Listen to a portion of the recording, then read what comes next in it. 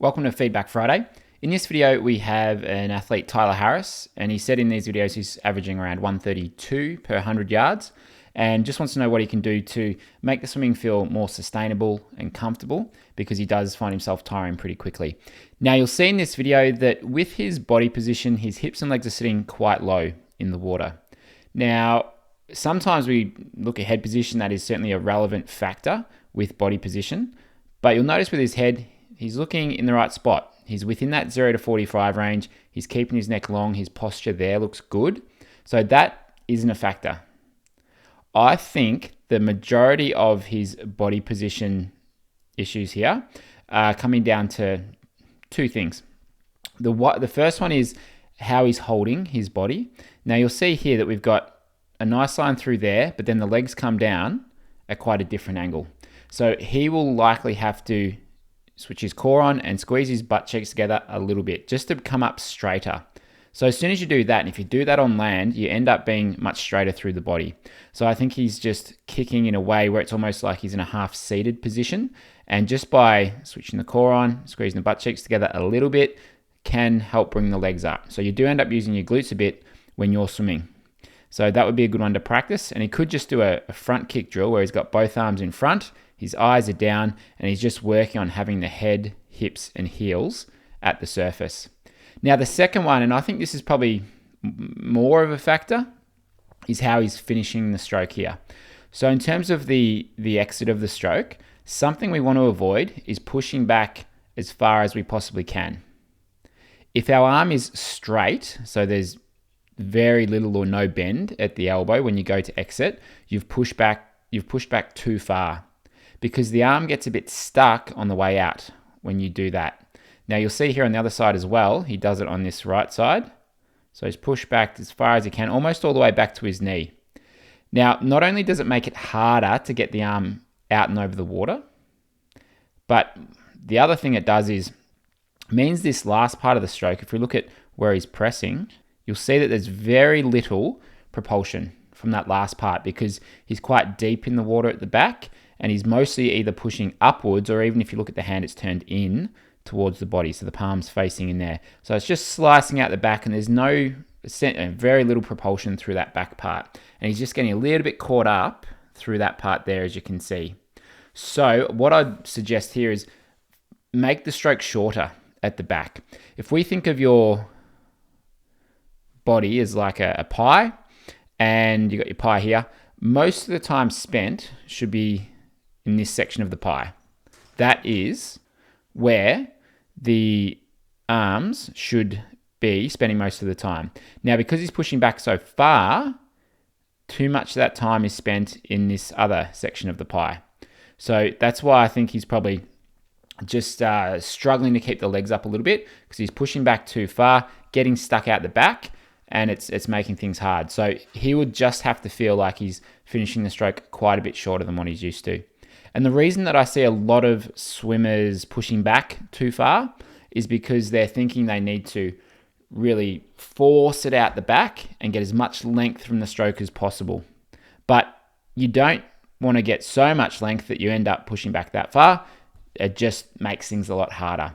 So we do want certainly long strokes, but you can go too long at the back, and that's certainly the case here. Now, on this breathing stroke, you'll see that because he's having trouble getting that arm out because it's pushed back so far, this arm in front is dropping down very low. And then it makes the breath hard to get, and by the time he brings his head back in, is very late as well. So he doesn't bring the eyes back down until now. What I'd suggest you do instead, so come out a bit earlier, then it's just easy to get the arm out, coming back over quicker. And I'd also suggest just keep this hand riding higher, near the surface, kind of at about shoulder depth or thereabouts, as he's reaching and getting the breath, because that gives you that stability and balance in the stroke to be able to get your breath comfortably. And you're also going to be much longer in the water. So if you think of, all right, how long are you in the water when you're doing this here? You're fairly short. And that causes the weight of the legs to take over as well. Whereas if you can just hold your line, keep that arm reaching forwards for a little bit longer through here, just keep it out there, give yourself that balance, give yourself that length in the stroke, you are much more streamlined, you're a lot quicker. So that will be made a lot easier by changing that back end first, but he'll also likely just have to feel like he's gliding out the front that little bit more, just to hold it out there a bit longer. Now, lastly, the thing I want to cover here is just the catch and the pull. So if we go to a better angle here, we'll see it from the front. Now with the catch and the pull, so he's setting up this initial part fairly well. Now we've talked about just working on sort of reaching forward, stretching out a little bit more. All right, we can do that. But then through the catch, as he tips his fingers down well here, the elbow begins to bend, but it's just this part from here through to here that I'd be looking to change. And you'll see the same thing on this arm as well, if we can get a better angle. Now, the other thing that I would look to change or work on would be the catch. Now, we talked about reaching out a little bit more. The second thing is on this right arm, as he goes through the catch, he sets up nicely in the beginning here. So fingers are pointing down, hand and forearm is together as one paddle, which is really good.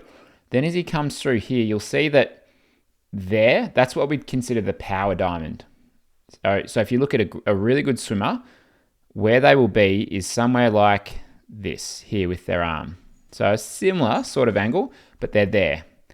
What they won't be doing is having their fingers pointing to the side of the pool, because it's a much weaker position. You end up sort of putting a bit too much strain through the front of the shoulder. You don't use your back and lats as well, and you don't even use your pec as well. So there, he just needs to be out wider. The fingertips need to stay pointing downwards, and the hand should be somewhere like that instead. So he's just sweeping inwards too much from here to here, and then he's also getting a little bit, then see how the hand goes downwards through that last part. So it doesn't do much to move you forwards. After you're in your power diamond, so after you're here, that should be the deepest part of the hand as it's going through the catch and the pull. Then it needs to move shallower from there, but he ends up going deeper out the back just because he's done that big in sweep under the body. And so that's probably another reason why he's getting a little bit stuck out the back there. So we just want to work on that path of the hands. Now the path of the hands, if we think about where should the hands be going, it's like a skinny S. Now this isn't a great angle, but we'll get a good sense of it. It should be almost following this line here, where it's going to start in line with the shoulder, then it will come out a little bit past the shoulder, come in a bit, and then finish sort of near the hip. So it's this skinny S that the path of the hand should be taking. And you can just see it's just a bit too much of a side-to-side movement with it. So we just want to smooth that out, but that would be made easier working on those first couple of things that we looked at before. So if you'd like to get your own analysis done, check out our link to Skillest. So that's where you can send your videos in, and I will give you an analysis and give you some drills to work on and coach you on your technique. And you can also check out our Effortless Swimming membership as well, where I'll work with you there to help you become a better swimmer, know what it is you should focus on, and make sure you're focusing on the right things and not misinterpreting some of the common cues or common ways of teaching swimming, because if you misinterpret them, they can actually make you slower.